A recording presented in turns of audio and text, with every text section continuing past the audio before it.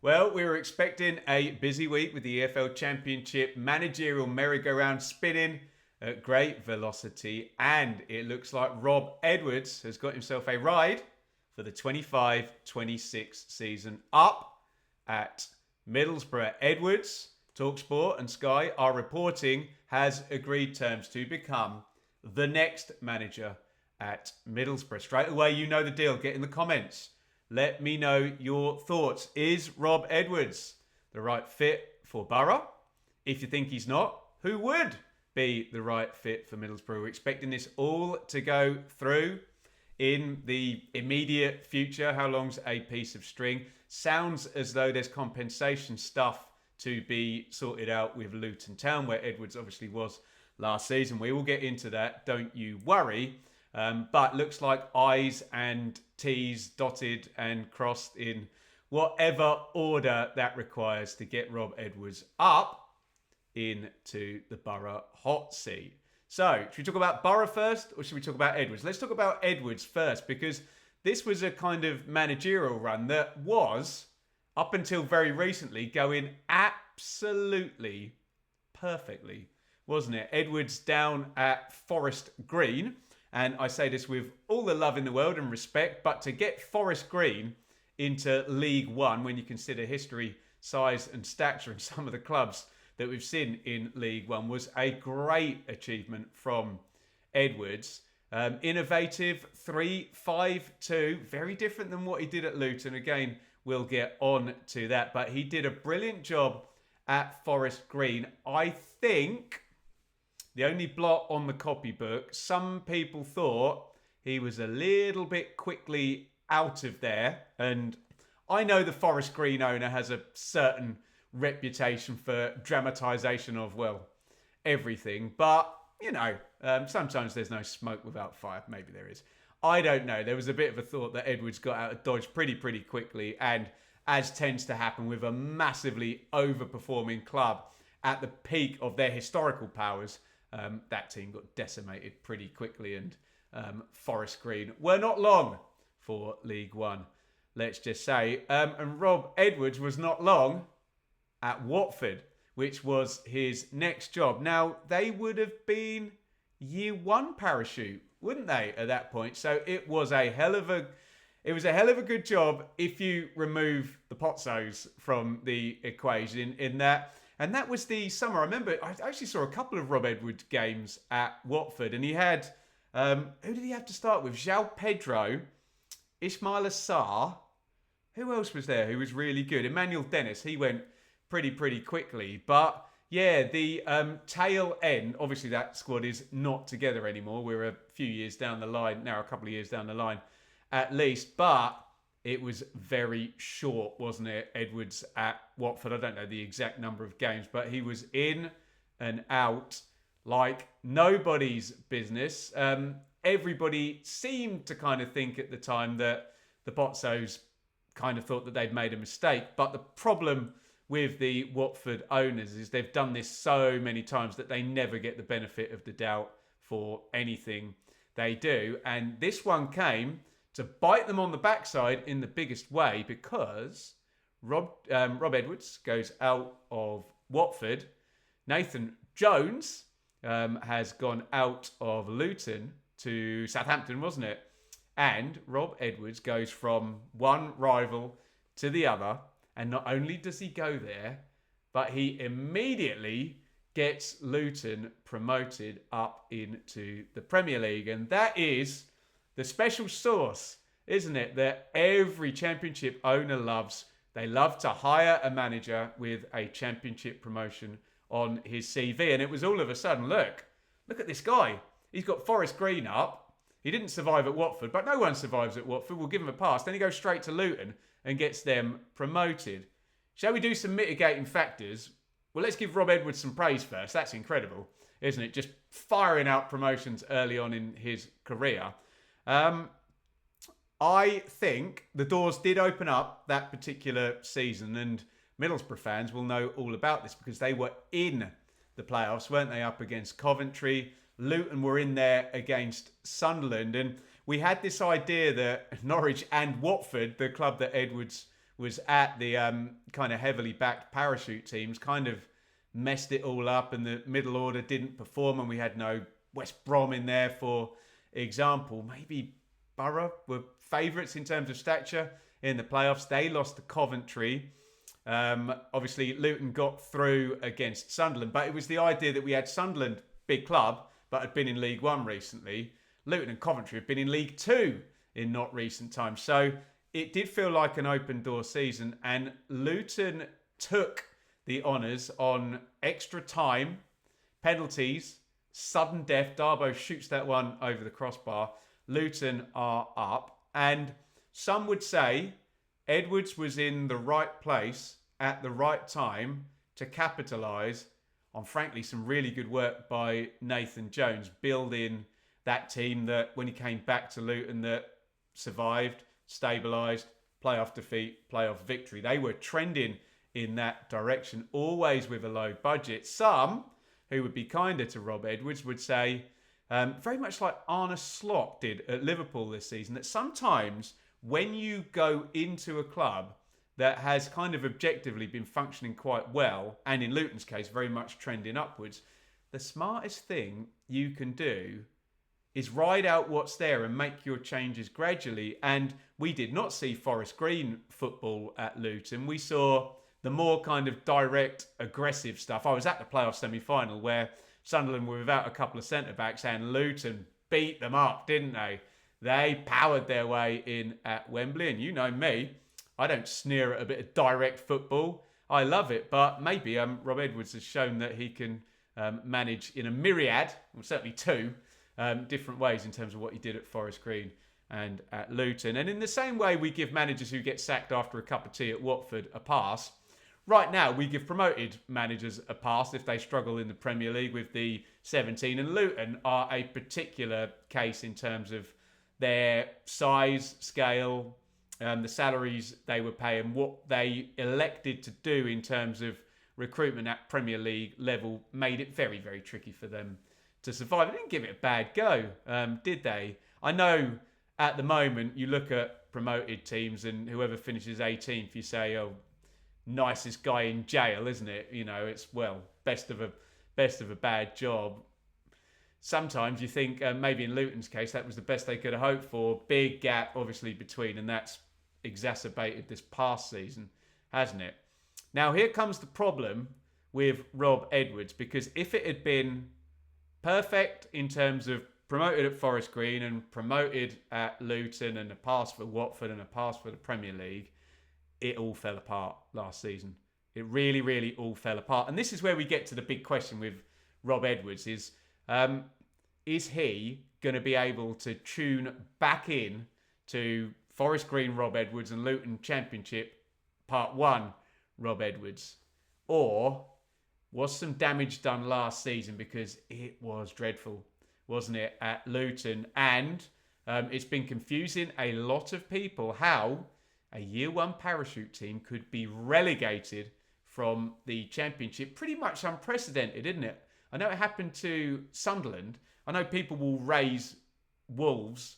That's further back, though, before the parachute payments got ridiculous and made it such a big advantage for the teams coming down from the Premier League. But it all went terribly, terribly wrong, didn't it? And you can make excuses for Edwards and for Luton, indeed, that, you know, they'd come up a very, very steep rise and they weren't in a position to, do what a lot of teams have done in terms of promotion, where you stock up, you build assets, you spend 100 million quid on players that will then either be sold back to the Premier League or get you promoted again from the Championship. And you do the old-fashioned yo-yo that West Brom and Charlton did many, many years ago before the chasms and the money got quite so ridiculous in the Premier League. But Luton want a new stadium, don't they? They didn't go, I think their highest valued recruitment was 5 million. And there was a sense that they punched to get in there in the first place. They weren't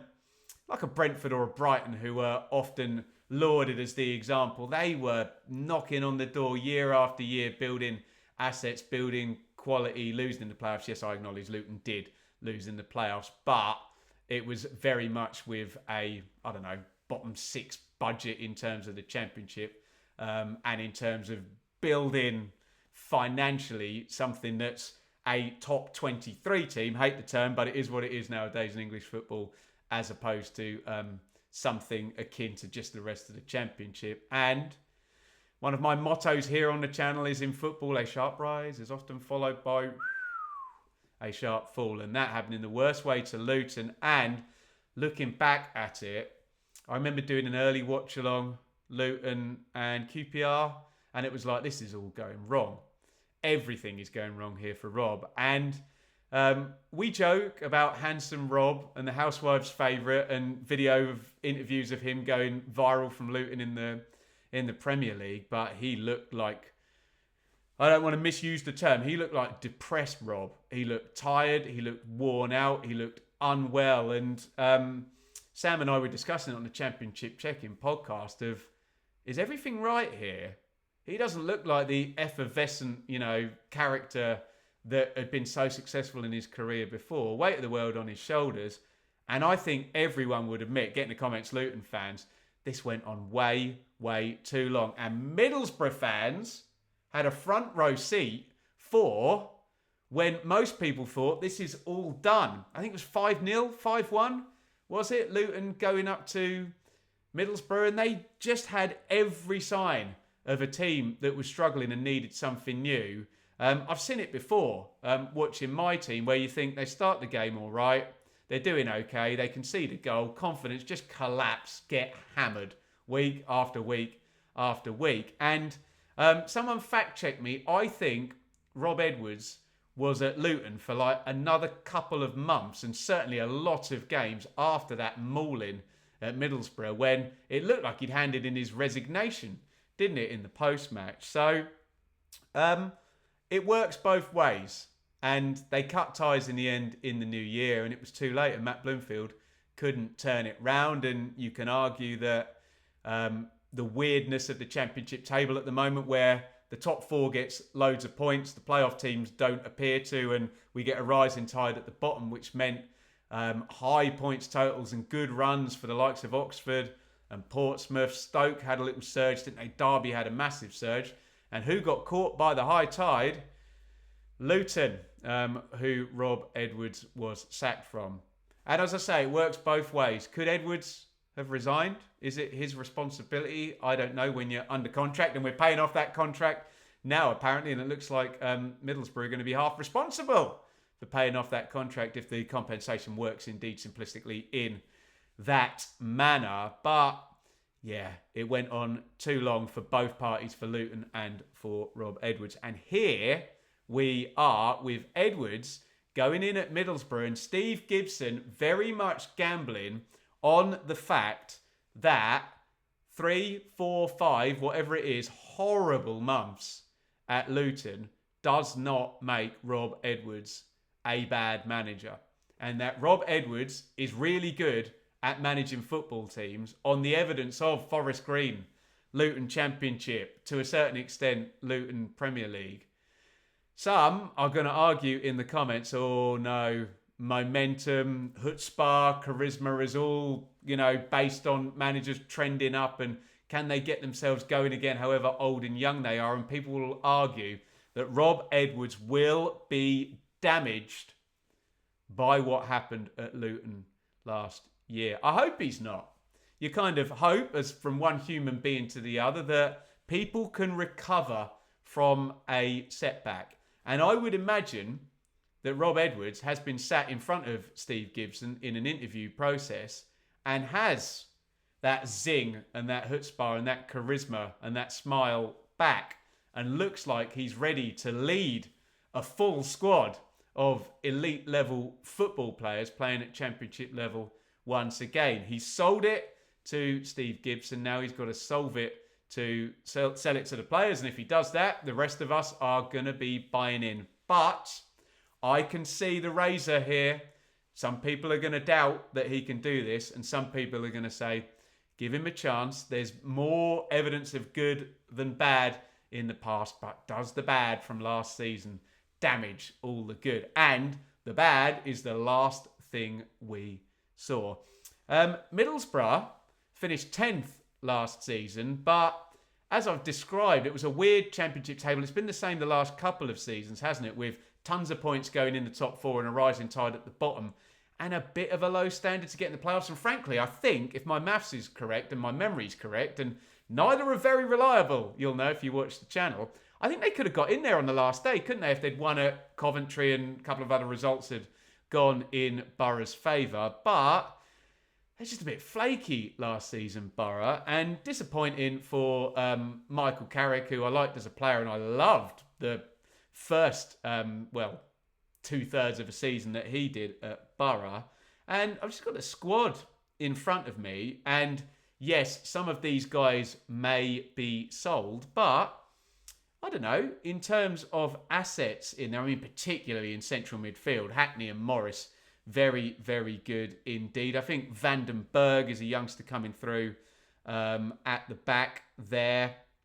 And then you've got the likes of McGree, Coburn was loaned out, Conway, and Whittaker's a bit of an enigma because he's the sort of player where if you can get this one-trick pony to do his one trick every single week, it's a pretty devastating trick. We all know what Whittaker cutting in from one side and shooting and scoring for Plymouth over and again can do. But I don't know. As I say, a bit of an enigma and a couple of kind of fallouts there. So can Edwards get him focused if he can as a very, very good player? And I think a decent squad. But you know the deal here in PSR land and parachute land. If you're Boro and you're not getting the parachute payments, however benevolent Steve Gibson has been, and Boro always recruit well and aggressively, you do have to sell pretty much every summer, don't you? And we think that will be the case for Boro. But it always remains a good job, Boro, doesn't it? We talk about the middle order like a cricket term, don't we? Where, look, the parachute teams are the parachute teams. They're always going to have the big advantage of that Premier League cash windfall every year. But, and these are often ex-parachute teams, West Brom, Norwich, Watford, Middlesbrough. Bristol City are kind of establishing themselves after Liam Manning last season as well. I'm sure I've missed some names out and will upset some people by missing out Finn Azaz, who obviously is a very good player as well, who's just appeared. Don't know why he's not in forwards there. He's down there in midfielders. But plenty to like about Middlesbrough, and you feel if you're a middle order team, especially the way the table has been the last couple of seasons with lots of points here and lots of points there and not much around here, that if you have a decent season, you're going to be in the playoffs in terms of Middlesbrough's size and spend and expectation. But let's hand it off to you. What are your expectations for Rob Edwards as and when he is confirmed as the Middlesbrough boss? Do you think you get peak Rob Edwards and a bad time last season doesn't make him a bad manager, in which case Middlesbrough will probably be challenging and they'll probably be in the playoffs? And also, how good was that squad and how much did Michael Carrick actually underachieve? Do you think, on the other hand, though, that Rob Edwards is gone? Those great days at Forest Green were a long time ago and at a lower level, and maybe he picked up the slack from what Nathan Jones started, and he's really got to prove himself here and he's not going to be up to the task. I don't know. Feels a little bit churlish to damn somebody before they've even started, but hey, freedom of speech ahoy, and if that's your view, let me know down there in the comments. I said at the top of this monologue, I was going to say little monologue, I'm coming up 20 bloody minutes now. Waffle, waffle, waffle, waffle. You love to see it. That it's been a busy week in the Championship, so let's link up here. News about Gerhard Struber and Bristol City, and just today, where we thought Rob Edwards might have been linked, but they're a little bit behind, Sheffield United appearing to be parting company with Chris Wilder. Get that merry-go-round spinning. Get those comments going on Struber, Wilder, and more pertinently, Rob Edwards to Middlesbrough.